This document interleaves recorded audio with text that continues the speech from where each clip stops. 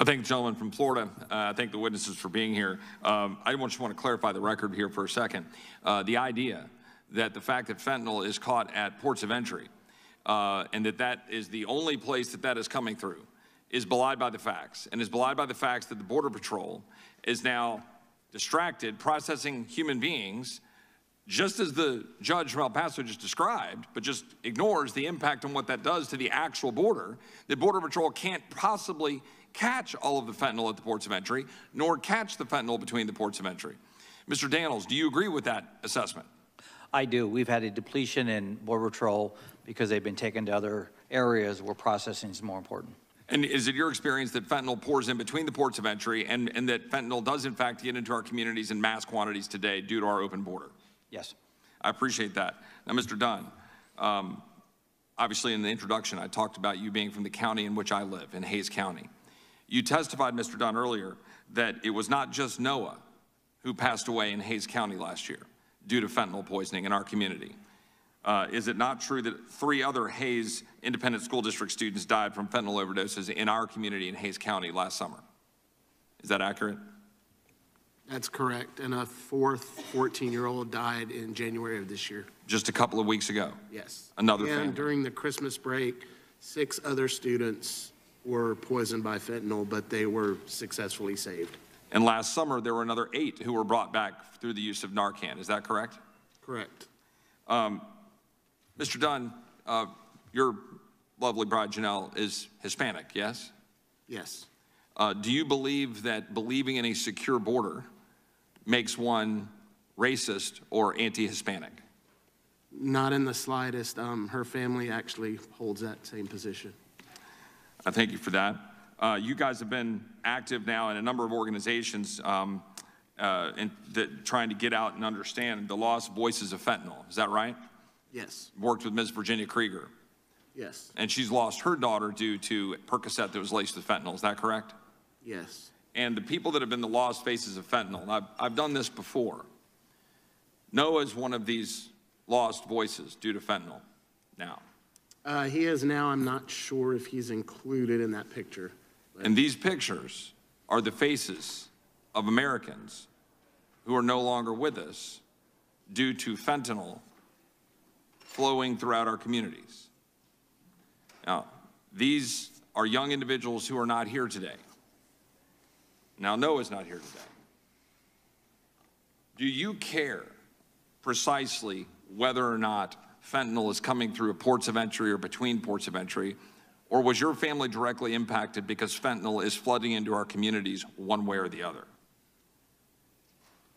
However it gets here, it's here. And in your experience talking to other family members and talking to law enforcement personnel, is it your observation and belief that the overwhelming flood at our borders, distracting Border Patrol from being able to carry out their duty to stop the flow between the ports of entry or do inspections at the ports of entry, is resulting in more fentanyl pouring into our communities that is then resulting in the death of Americans and, in fact, the death of migrants in the process?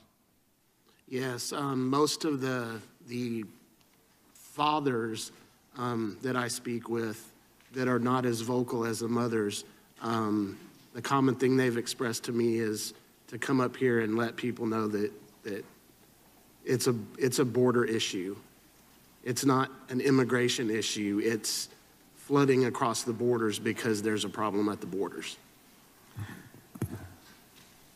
In your communication with families who have lost loved ones due to fentanyl poisonings, do you believe that it is an imperative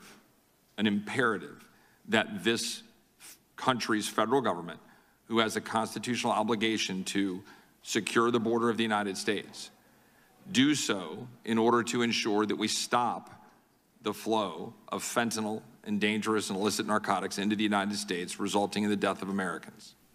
Yes.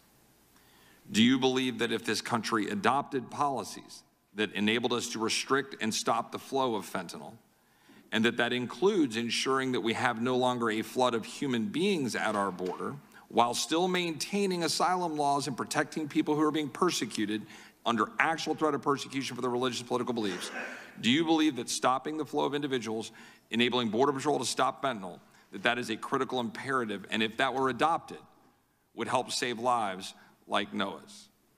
I do, and most others that I talk with feel the same way.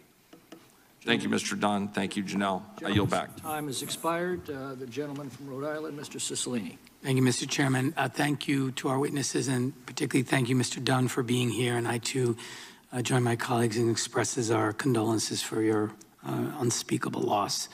Mr. Chairman, the House Republican Border Security Plan is one of the most extreme stances this body has seen on immigration in recent history, and that's saying something. It's so extreme that dozens of Republican members oppose it, and some have even called it un-American. The Republican plan would effectively shut down asylum, including families fleeing communism, totalitarian regimes, and unaccompanied children desperately seeking refuge. This is not only a moral failing to asylum seekers fleeing persecution, it also defies existing laws. We have obligations under international agreements and U.S. domestic law to accept and protect asylum seekers. We can't just ignore these obligations because some want to prey on anti-immigrant and xenophobic sentiments to gin up political support. This is sadly an ongoing and blatant attempt by our Republican colleagues to use fear tactics to scare us into turning immigrants away and to demonizing people coming here in search of a better life. We cannot and should not do that. Democrats have put forth proposals that will actually help fix our broken immigration system and secure our borders in a safe and humane way. We've proposed legislation that addresses the root causes of migration, improves border security, and creates additional legal pathways for people to enter the United States. In fact, the 2023 Omnibus Bill, which we passed in December, even included funding to help Customs and Border Patrol stop dangerous cartels, the actual cause of drugs being smuggled into the country, not asylum seekers, by the way, but our House Judiciary Republicans unanimously opposed the bill. So yes, there's a crisis at the border, but it's not the one that the Republican leadership is shouting about. And so, Judge Samaniego, I want to ask you, in your capacity as El Paso County Judge, you meet with many migrants who enter the United States via the El Paso port of entry, and you work very hard to ensure that they're treated with dignity here in the United States. Can you describe what your sense is of why these migrants are entering the U.S., and are they in fact seeking asylum? I'd like to comment about Border Patrol, and that is, you know, we've been talking about what they have to do, and you're pushing them to do other things. And I can tell you that if we weren't doing our jobs, and I said earlier, we're pushing that you know, back to them, very limited, space is limited, personnel is limited, and we're pushing it back to them. But like I said, you know, we deal a lot, El Paso deals a lot with migrants, and we interact tremendously.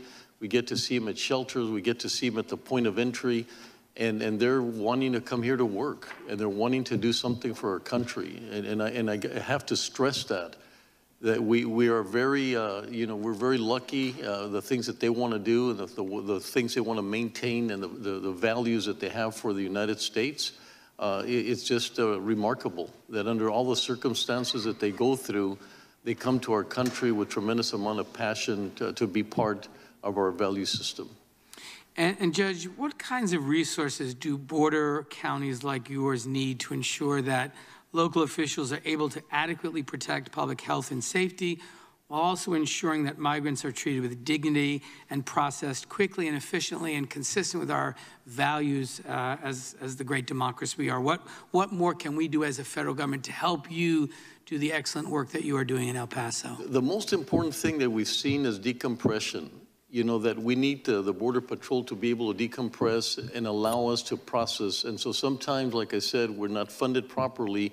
We cannot process properly, and then that's when you have people or buses going into communities that are not ready for them.